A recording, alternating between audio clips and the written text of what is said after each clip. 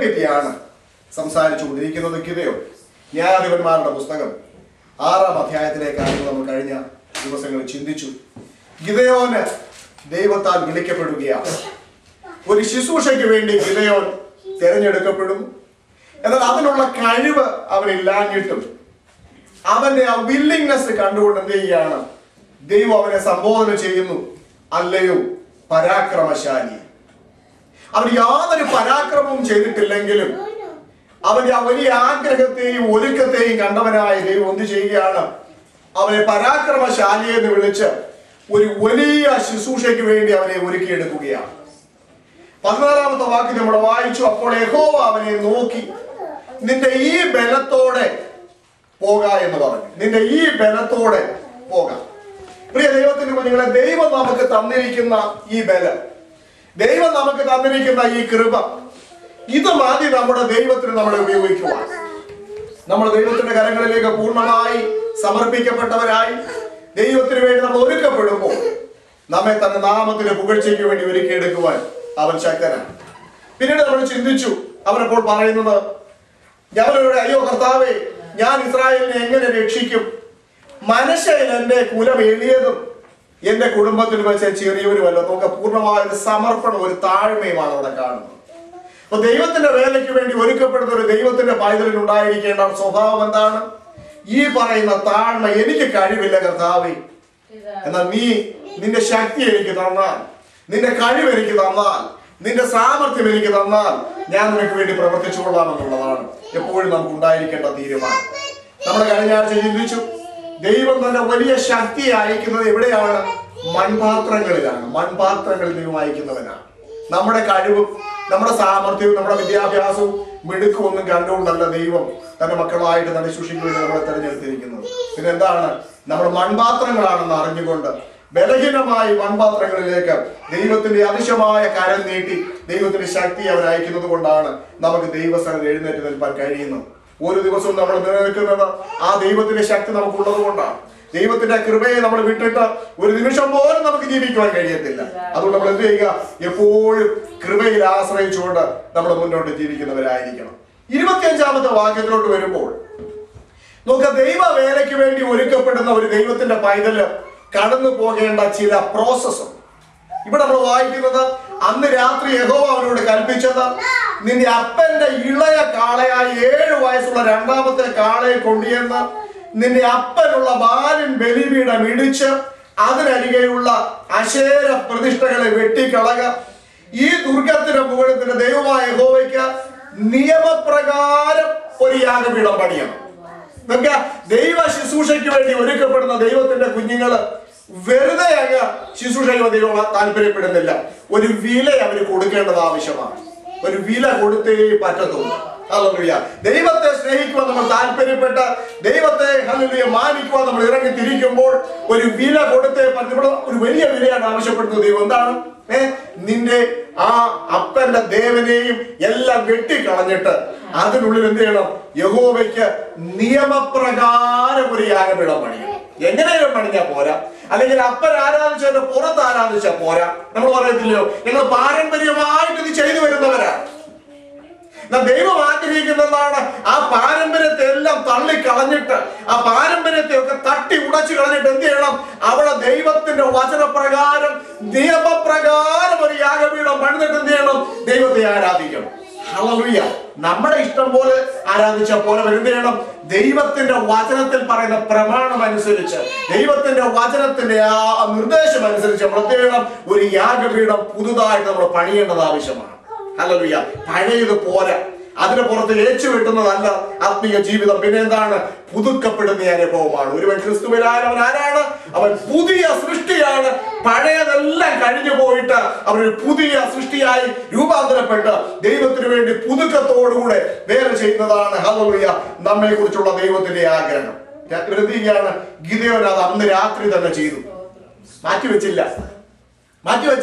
അന്ന് രാത്രി തന്നെ എന്ത് ചെയ്യുകയാണ്? അത് ചെയ്തു. നമ്മളൊക്കെ പലപ്പോഴും പറയും, കർത്താവേ അത് ചെയ്യാൻ പറ്റത്തില്ല, പ്രയാസമാ.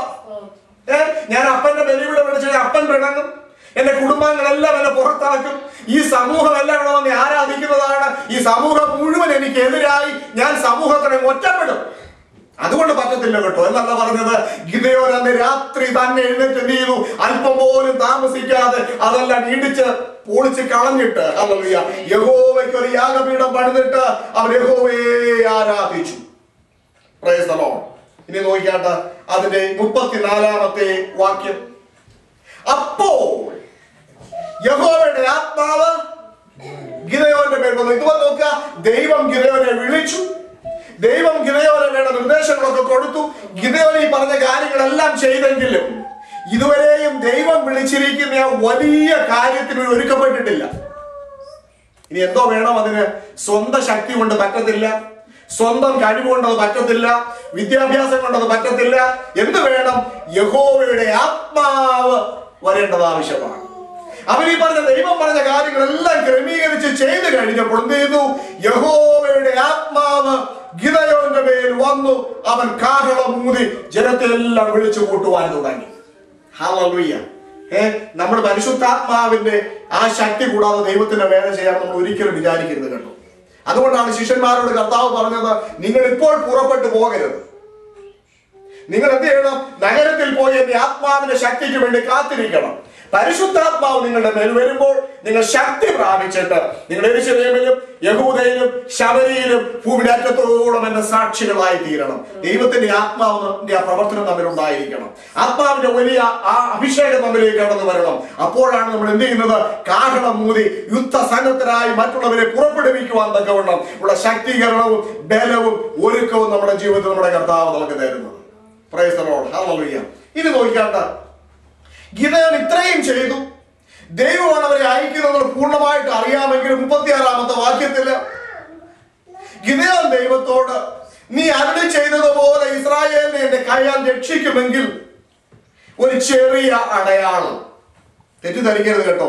ഈ അടയാളം കണ്ടിട്ടില്ലയോ? ഇങ്ങനെ പൈസ ഒക്കെ എടുത്ത് ഇങ്ങനെ കോരെടുത്ത് മുകളിലോട്ട് ഇങ്ങനെ എറിയും. ഇതൊന്നും അല്ലെ കാണിക്കുന്നത് കേട്ടോ. ഇവരെപ്പോഴും വിശ്വാസത്തിൽ അല്പം വീക്കാണ്. അതുകൊണ്ട് ഇവർ അടയാളം ചോദിക്കുന്നു. പറഞ്ഞതിന്റെ അർത്ഥം എന്താണെന്ന് അറിയാമോ? നീ എന്നോടുകൂടെ വന്നത് ചെയ്യുമെന്നുള്ളൊരു കൺഫർമേഷൻ എനിക്ക് വേണം. ഇപ്പോഴും എന്റെ വിശ്വാസം അല്പം വീക്കാ. കർത്താവേ, നീ എന്നോട് കൂടെ ഉണ്ടെന്ന് എന്ത് ചെയ്യണം? ഞാനത് പോസ് ചെയ്യുകയല്ല ചെയ്തത്. എന്താണ് ചെയ്യുന്നത്? ഞാനൊരു കൺഫർമേഷന് വേണ്ടി നിന്നോട് ചോദിക്കുകയാണ്. എന്തൊക്കെയാ ചോദിക്കുന്നത്? ആട്ടിൻ തോല് നിലത്തിട്ടു, അത് നിലമൊക്കെ ഉണങ്ങിയിരിക്കണം. പിന്നെ രണ്ടാമത്തെ പ്രാവശ്യം ആട്ടിൻ തോൽ മാത്രം നനഞ്ഞിരിക്കണം, ഇല്ലയോ? അല്ല, ഇങ്ങനെ എന്ത് ചെയ്യണം? ഈ 2-3 കാര്യങ്ങൾ അവിടെ ഗിദെയോൻ ഇങ്ങനെ ചെയ്യുകയാണ്. അത് നോക്കുക, 40-ാമത്തെ വാക്യം. അന്ന് രാത്രി ദൈവം എന്ത് ചെയ്തു? ഇവൻ പറഞ്ഞതുപോലെ അങ്ങ് ചെയ്തു. എനിക്കിഷ്ടമുള്ള ഒരു വാക്യമായത് കേട്ടോ. ദൈവത്തിന് വേണ്ടി ഒരുക്കപ്പെടുന്ന ദൈവത്തിന്റെ പൈതല് ദൈവം പറഞ്ഞതെല്ലാം അതുപോലെ ചെയ്തു കഴിഞ്ഞപ്പോൾ അടയാളം ചോദിച്ചു. അവന്റെ വിശ്വാസം വർദ്ധിച്ചു. ദൈവം അവരോടുകൂടെ ഉണ്ടെന്നുള്ള പൂർണ്ണമായ ഉറപ്പ് അവന് വരുത്തി. ആ ഉറപ്പ് അവന് കൊടുക്കേണ്ടതിന് വേണ്ടി എന്താ ചെയ്യുന്നത് അറിയാമോ? ദൈവം അന്ന് രാത്രി ഗിദെയോൻ പറഞ്ഞതുപോലെ അങ്ങ് ചെയ്തു. 2 പ്രാവശ്യവും ഗിദെയോൻ പറഞ്ഞത് അതുപോലെ ദൈവം ചെയ്തു കൊടുത്തു. ദൈവത്തിന്റെ സ്നേഹം കണ്ടോ? ഹല്ലേലൂയ. നമ്മെ ദൈവത്തിന്റെ ഒരു വേലയ്ക്ക് വേണ്ടി ദൈവം വിളിച്ചിങ്ങോട്ട് ഇറക്കി വെച്ച് ദൈവം അങ്ങ് മാറിപ്പോകുന്ന ദൈവമല്ല കേട്ടോ. ഞാൻ പറഞ്ഞ ഉയർച്ചയും താഴ്ചയും ഒക്കെ നമ്മുടെ ജീവിതത്തിൽ വരും. എന്നാൽ അതിന്റെ മധ്യത്തിൽ നമ്മൾ വിശ്വസ്തരായി നിന്ന് കഴിഞ്ഞാൽ നമ്മൾ പറയുന്നത് പോലെ നിന്ന് കാര്യങ്ങളെ ചെയ്യുവാൻ നമ്മുടെ കർത്താവ് സർവശക്തനാണ്. നമ്മുടെ കഴിവുകൊണ്ടല്ല, നമ്മോടുള്ള ദൈവത്തിന്റെ ഹല്ലേലൂയ അളവറ്റ സ്നേഹവും കരുതലുമാണ്. Praise the Lord. ഇനി നമുക്ക് 7-ാമത്തെ അധ്യായത്തിലോട്ട് വരുമ്പോൾ ഗിദെയോൻ എന്ന യെരുബ്ബാലും അവനോടുള്ള ജനമൊക്കെ അധികാലത്ത് പുറപ്പെട്ടു. ഇനി എത്ര പേരെ വന്നതറിയാമോ? 30,000 പേരെ അവരിപ്പോ തെരഞ്ഞെടുത്തിരിക്കുന്നത്. നമ്മൾ താഴോട്ട് വരുമ്പോൾ നമുക്കറിയാം, അവര് വന്ന ആയിരക്കണക്കിനാണ് വന്ന് കിടക്കുന്നത് ശത്രുക്കൾ, മിദ്യാന്യർ. ഇതിന്റെ മധ്യത്തിലേക്ക് എന്താണ്? 30,000 പേരെ കൊണ്ട് ഗിദെയോനെ കൊണ്ട് പുറപ്പെടാൻ പോകുകയാണ്. ഇനി 2-ാമത്തെ വാക്യം. യഹോവ ഗിദെയോനോട്, നിന്നോടുകൂടെയുള്ള ജനം എന്താണ്? അധികമാണ്. എന്റെ കൈ എന്നെ രക്ഷിച്ചു വന്ന് ഇസ്രായേൽ എന്റെ നേരെ വമ്പ് പറയാതിരിക്കേണ്ടതിന് ഞാൻ ഇസ്രായേൽ വിദ്യാന്യരെ ഇവരുടെ കയ്യിൽ ഏൽപ്പിക്കുകയില്ല. ആയ നീ ചെന്നിട്ടൊരു കാര്യം പറയണം.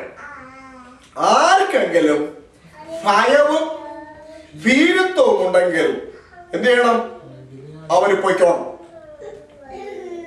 ന്യായപ്രമാണത്തിലെ ഒരു കാര്യമായി പറയുന്നത്, വെറുതെ പറയുന്നതല്ലേ കേട്ടോ. നിങ്ങൾ നോക്കിയാട്ടെ, ആവർത്തന പുസ്തകം 20-ാം അധ്യായത്തിലെ 8-ാമത്തെ വാക്യം. ആവർത്തന പുസ്തകം